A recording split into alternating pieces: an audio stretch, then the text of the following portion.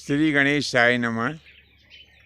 प्रिय बंधुओं, जब कोई प्राणी जिसकी अकाल मृत्यु हो जाती है अथवा जिस प्राणी ने अपने जीवन में अधिकांशतः पाप आचरण किया है अथवा जिस प्राणी की इच्छाएं शेष रह जाती है या मरने के बाद में जिस प्राणी का यथोचित अंतिम संस्कार नहीं हो पाता है, ऐसा प्राणी प्रेत बनता है।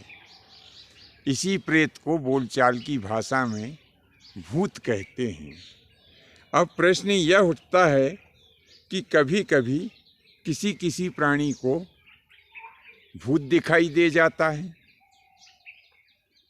तो जब या किसी भी प्राणी को भूत दिखाई देता है तो उसके पीछे कारण क्या है?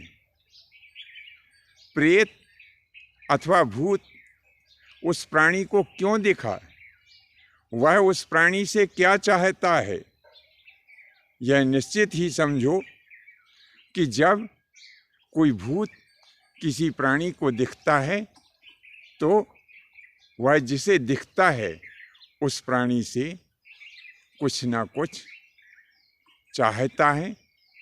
अपनी कोई ऐसी इच्छा जो उसकी शेष रह गई है वो उस प्राणी से पूरी कराना चाहता है।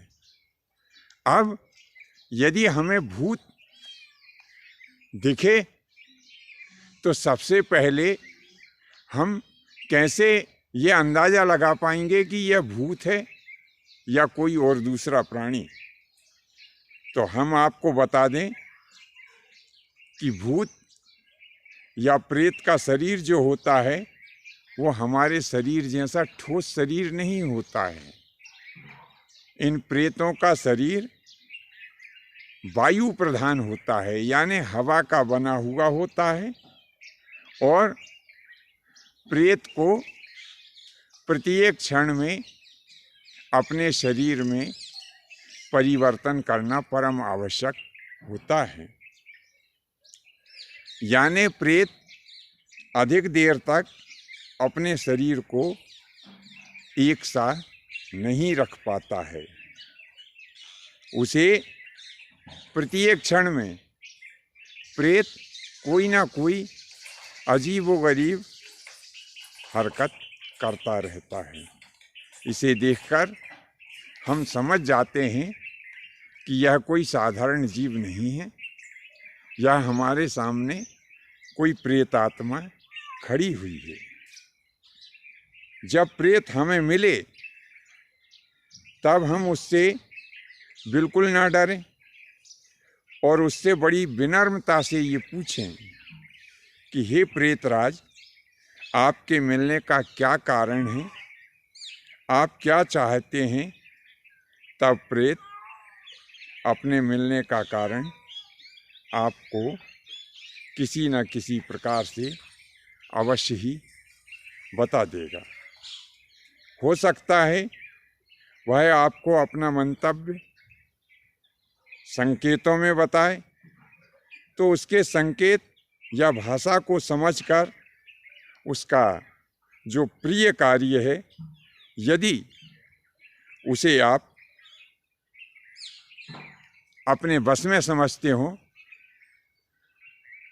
तो उसे पूरा करें, और यदि वह कार्य आपके बस का ना हो तो सविनय विनय के साथ उस प्रेत को आप मना कर दें कि हे प्रेतराज, यह आपके द्वारा बताया गया कार्य हम पूरा नहीं कर सकते। जब आप उसे मना करें तो आप उससे बिल्कुल ना डरें।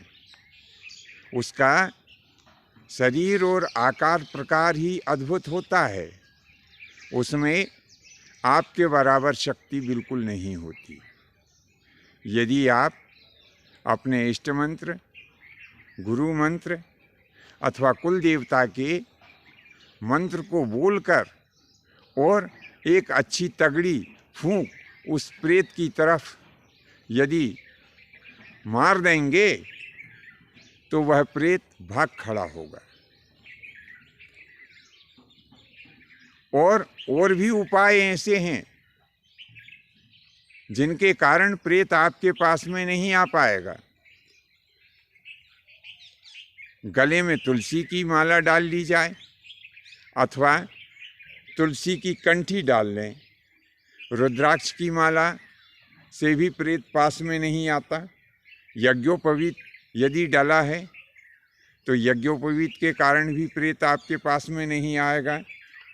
और ये सब चीज़ें आप नहीं डाल सकें तो अपने मस्तक के ऊपर प्रतिदिन आपको तिलक लगाना चाहिए। कुमकुम अथवा चंदन का तिलक यदि आपके मस्तक के ऊपर लगा हुआ है तो भी प्रेत आपके पास में नहीं आएगा।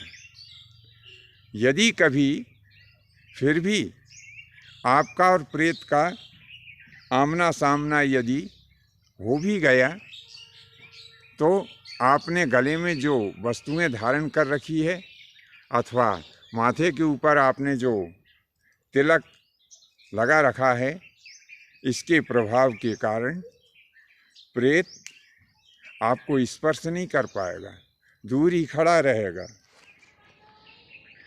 यदि आपने तुलसी की माला या तुलसी की कंठी अथवा यज्ञोपवीत या रुद्राक्ष की माला आपने धारण कर रखी है और आप रात्रि के समय कहीं जा रहे हैं और कोई अद्भुत प्राणी आपको दिखा या उसने आपको पकड़ लिया, तो आप ये पक्का समझना कि वो प्रेत बिल्कुल नहीं हो सकता, क्योंकि यज्ञोपवीतधारी के पास में अथवा तुलसी की कंठी जिसने धारण कर रखी है उसके पास में, रुद्राक्ष की माला जिसने धारण कर रखी उसके पास में, जो प्राणी तिलक लगाए हुए उसके पास में प्रेत कभी भी भूलकर नहीं आ सकता। उसमें इतनी ताकत नहीं है कि वह इन लोगों का स्पर्श कर पाए।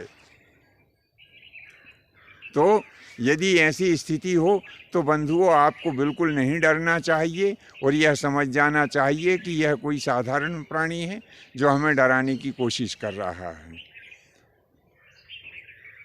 प्रेत हनुमान जी के नाम से भी बहुत डरते हैं। यदि आप रात्रि के समय जा रहे हैं और आपको कहीं ऐसा अनुभव हुआ या लगा कि हमारे सामने प्रेत खड़ा है या हमारे साथ में प्रेत चल रहा है, तो उसके लिए हनुमान जी का एक बड़ा प्रसिद्ध दोहा है, जिसे यदि आप बोलेंगे तो भी प्रेत उसको सुन के भाग जाएगा कि लाल देह लाली लसे उर्धर लाल लंगूर, वज्र देह दानव दलन जय जय जय कपीशूर। तो बंधुओं आज के लिए बस इतना ही। शेष फिर कभी अगले भाग में नए विषय के साथ में उपस्थित होंगे। आज्ञा दीजिए। धन्यवाद। जय माता की, जय परशुराम जी की।